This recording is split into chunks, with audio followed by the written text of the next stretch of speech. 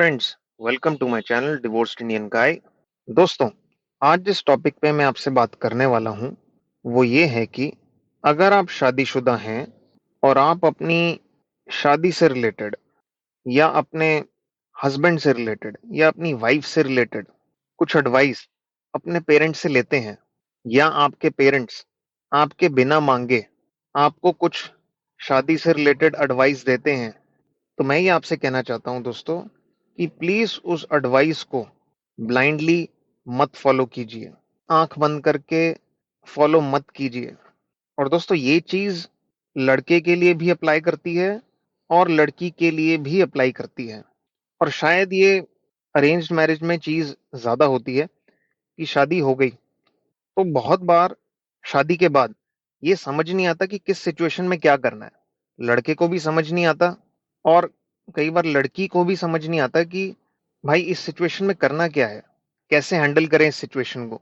अब हस्बैंड के केस में वो वाइफ से रिलेटेड कोई सिचुएशन हो सकती है, या अगर लड़का अपने पेरेंट्स के साथ रहता है तो वाइफ और पेरेंट्स के बीच का कोई इशू हो सकता है, या वाइफ और लड़के की मदर के बीच का कोई इशू हो सकता है, या वाइफ के केस में कोई हस्बैंड या इन लॉज से रिलेटेड कोई सिचुएशन हो सकती है। तो उस केस में क्या होता है, जब किसी को भी समझ नहीं आ रहा होता कि अब इस सिचुएशन में करना क्या है, तो वो अपने पेरेंट्स से पूछते हैं। अब लड़का हो सकता है अपनी मदर से पूछे या अपने फादर से पूछे और फिर वो कुछ एडवाइस दें। लड़की भी हो सकता है अपनी मदर से डिस्कस करे या मदर से पूछे, या हो सकता है अपने फादर से पूछे। लड़कियां यूजुअली अपनी मदर से काफ़ी क्लोज होती हैं, तो काफ़ी कुछ लड़कियां अपनी मदर से डिस्कस करती हैं। और फिर जो आपके पेरेंट्स हैं वो आपको एडवाइस देंगे कि इस सिचुएशन में क्या करना है।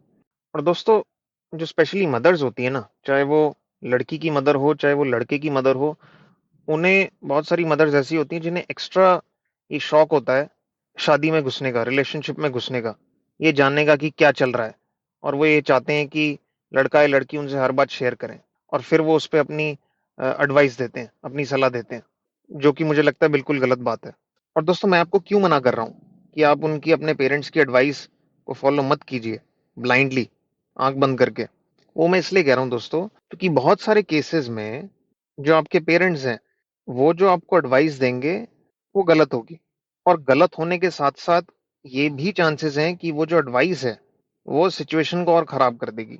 अब दोस्तों, एक बार इस पे बात करते हैं कि मैं आपसे ये क्यों कह रहा हूँ कि वो आपको जो एडवाइस देंगे वो बहुत सारे केसेस में गलत होगी। दोस्तों, पहली बात, इस बात के बहुत ज़्यादा चांसेस हैं कि जो आपके पेरेंट्स जो आपको एडवाइस दे रहे हैं, ऐसा ज़रूरी नहीं है कि वो आपके हित में हो या वो एडवाइस आपके लिए अच्छी होगी।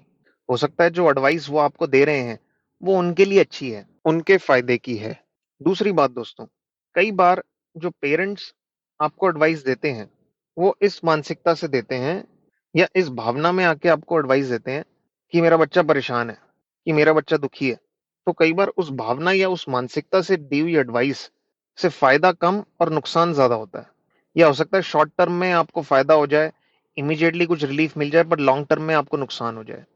अब तीसरी बात दोस्तों, ये भी हो सकता है कि वो जेन्युइनली आपके पेरेंट्स कोशिश कर रहे हैं आपको अच्छी सलाह देने की, पर उनको खुद अपनी शादी चलानी नहीं आती। उनको खुद नहीं पता कि शादी की सिचुएशंस को कैसे हैंडल किया जाता है। तो जब उनको खुद आइडिया नहीं है, तो जो वो आपको एडवाइस दे रहे हैं उससे आपका कैसे भला हो जाएगा। दोस्तों, कई बार ये भी होता है कि जो पेरेंट्स होते हैं ना, हर पेरेंट्स अच्छे नहीं होते। जैसे कि हर इंसान अच्छा नहीं होता, वैसे ही हर पेरेंट्स भी अच्छे नहीं होते। बहुत सारे पेरेंट्स होते हैं दोस्तों, वो टॉक्सिक होते हैं, नार्सिसिस्टिक होते हैं, और उनको चीज़ें सुधरे या चीज़ें बढ़िया हो जाए उसमें मज़ा नहीं आता। उनको मज़ा आता है कि चीज़ें और खराब हों, कैसे आग में और घी डाला जाए, उनको उसमें ज़्यादा मज़ा आता है। दूसरे को दुख पहुंचता है, उसमें मज़ा आता है। अच्छा दोस्तों, मैंने अरेंज मैरिज की बात की। दोस्तों, लव मैरिज में भी बहुत होता है ये कि शादी के बाद बहुत बार सिचुएशंस में समझ नहीं आता कि क्या करना है, क्योंकि किसी के साथ गर्लफ्रेंड बॉयफ्रेंड खेलना और फिर शादी के बाद उस इंसान के साथ 24 घंटे रहने में ज़मीन आसमान का अंतर है। और दोस्तों, जो एक बहुत बड़ा फैक्टर है जिसकी वजह से मैं कह रहा हूँ कि क्यों आपको पेरेंट्स की एडवाइस नहीं फॉलो करनी चाहिए, दोस्तों वो ये है कि आज की तारीख में जो रिलेशनशिप्स हैं उनके डायनामिक्स बहुत बदल चुके हैं, हस्बैंड वाइफ के रिश्तों के। पुराने ज़माने में महिलाएं काम नहीं करती थी। आज के टाइम में बहुत सारी महिलाएं, बहुत सारी वाइफ्स जो हैं वो वर्किंग है।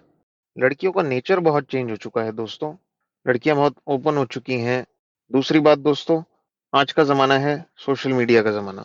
तीसरी बात दोस्तों, डाइवोर्स बहुत कॉमन हो चुका है और लोगों के मन में डाइवोर्स का डर खत्म हो चुका है और डाइवोर्स से जो बदनामी होती थी उसका डर भी खत्म हो चुका है। चौथी बात दोस्तों, और ये एक नया ट्रेंड है दोस्तों, बहुत सारे लोग आज की तारीख में बच्चा करना ही नहीं चाहते और करते भी हैं तो बहुत लेट करते हैं। तो आज का जो टाइम है वो पहले के टाइम से बहुत अलग है। तो जो आपके पेरेंट्स जो सलाह देंगे आपको, वो आज के टाइम के लिए वैलिड है ही नहीं। और दोस्तों अक्सर आज की तारीख में जो पेरेंट्स हर एडवाइस को कहीं न कहीं घूम फिर के संस्कृति, संस्कार, परंपरा इन सब से जोड़ देते हैं, जो कि आज की तारीख में बिल्कुल खोखली बातें हैं। इसलिए बहुत सारी जो एडवाइस वो देते हैं उसका कोई सेंस नहीं बनता। 1-2 एग्ज़ाम्पल्स लेते हैं दोस्तों। अगर एक लड़का अपनी मदर से एडवाइस लेता है अपनी वाइफ़ के लिए, तो वो तो बहुत ही खराब आइडिया है दोस्तों। कभी भी एक महिला से दूसरी महिला के लिए एडवाइस नहीं लेनी चाहिए और यहाँ तो ख़ास तौर से आप अपनी मदर से अपनी वाइफ़ के लिए एडवाइस ले रहे हैं, जो कि बहुत ही खराब आइडिया है। अब दूसरी तरफ अगर लड़की की बात करें दोस्तों, और बहुत सारे ऐसे केसेस में होता है जब लड़की अपने पेरेंट्स को रीच आउट करती है एडवाइस के लिए, तो कई बार उनका डिफ़ॉल्ट जो रिएक्शन होता है, वो ये होता है कि हाय मेरी बेटी के साथ ऐसा कर रहे हैं, मेरी बेटी को ऐसा कर दिया, मेरी बेटी को ऐसा बोल दिया, तू तो घर आ जा, देख लेंगे हम। दोस्तों 2-3 आपको सिचुएशंस बताता हूँ जहाँ पे अक्सर पेरेंट्स को कोई आइडिया नहीं होता कि क्या करना है। जैसे कि आपकी वाइफ आपसे किसी बात पे बुरा मान चुकी है। अब दोस्तों बहुत बारी ऐसी सिचुएशन में लड़के को कुछ नहीं करना, उसको सिर्फ शांत रहना है, पेशेंट रहना है, कुछ नहीं करना है। कुछ टाइम बाद, अब वो चाहे कुछ घंटे हो सकते हैं, 1-2 दिन हो सकते हैं, चीज़ें अपने आप नॉर्मल हो जाएगी। वाइफ का गुस्सा अपने आप चला जाएगा। या फिर कई बार चीज़ों को थोड़ा मज़ाक के तरीके से लेना पड़ता है या थोड़ा-सा सिचुएशन में मज़ाक डालना पड़ता है, ह्यूमर डालना पड़ता है, तब जाके चीज़ें बेहतर होती हैं। अब दोस्तों ये सारी चीज़ें पेरेंट्स को नहीं पता है या कई बार पेरेंट्स की एक स्टैंडर्ड एडवाइस होती है कि बेटा थोड़ा तो शादी में एडजस्ट करना पड़ता है। दोस्तों रिसेंटली मुझे एक लड़के ने रीच आउट किया, उस इंसान की शादी को तकरीबन 3 साल हो चुके थे और उसकी जो वाइफ़ थी दोस्तों, वो बहुत ही ज़्यादा वर्कहॉलिक थी, सारे टाइम काम ही करती रहती थी ऑफ़िस का या सारा टाइम वो अपने करियर पे ही फ़ोकस कर रही है और उसका बच्चे करने में कोई इंटरेस्ट नहीं था।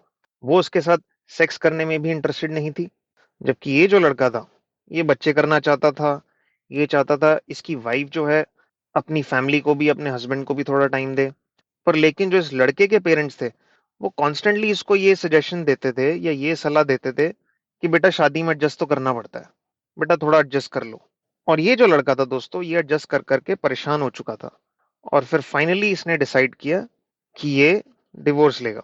तो दोस्तों इस केस में थोड़ा आपको ये समझ आ रहा होगा कि कैसे जो पेरेंट्स की एडवाइस है, वो हर बार सही नहीं होती। अब दोस्तों इसका सॉल्यूशन क्या है? दोस्तों इसका कोई सीधा-सीधा तो कोई सॉल्यूशन है नहीं। पर मैं आपसे ये ज़रूर कहूँगा कि पहली बात तो अगर आप अपने पेरेंट्स से एडवाइस ले रहे हैं या आपके पेरेंट्स अपने आप से आपको कुछ एडवाइस दे रहे हैं, तो प्लीज़ उसको आँख बंद करके उस एडवाइस को फ़ॉलो मत कीजिए। आप अपनी सोच, क्योंकि आप उस सिचुएशन में हैं, आपको आपके पेरेंट्स से ज़्यादा पता है, तो आप अपनी सोच को ज़्यादा वेटेज दीजिए, ज़्यादा वज़न दीजिए और अपने पेरेंट्स की सोच को या अपने पेरेंट्स की एडवाइस को कम वेटेज दीजिए। और ओवर टाइम दोस्तों, अपनी इंट्यूशन बिल्ड करने की कोशिश कीजिए। इंट्यूशन किसकी? अपने रिलेशनशिप की। और वो इंट्यूशन आपको हेल्प करेगी ये डिसाइड करने में कि एक पर्टिकुलर सिचुएशन में या किसी भी सिचुएशन में करना क्या है। और दोस्तों, हर छोटी चीज़ प्लीज़ अपने पेरेंट्स को बताना बंद कीजिए। हाँ, कुछ अगर आपके साथ बड़ा कुछ घटित हो गया है या कोई बड़ी घटना हो गई है या कुछ आपके साथ 4-5-6 महीने से हो रहा है, तो प्लीज़ उसको ज़रूर अपने पेरेंट्स के साथ डिस्कस कीजिए। पर हर छोटी चीज़ अपने पेरेंट्स से डिस्कस करना प्लीज़ बंद कीजिए, कि आज उसने खाना नहीं बनाया या आज वो मुझे पिक्चर नहीं लेके गया या उसने मुझे शॉपिंग नहीं कराई, जो भी है, कोशिश कीजिए कि आप अपने इश्यूज़ को अपने हस्बैंड या वाइफ़ के साथ खुद ही डील करें।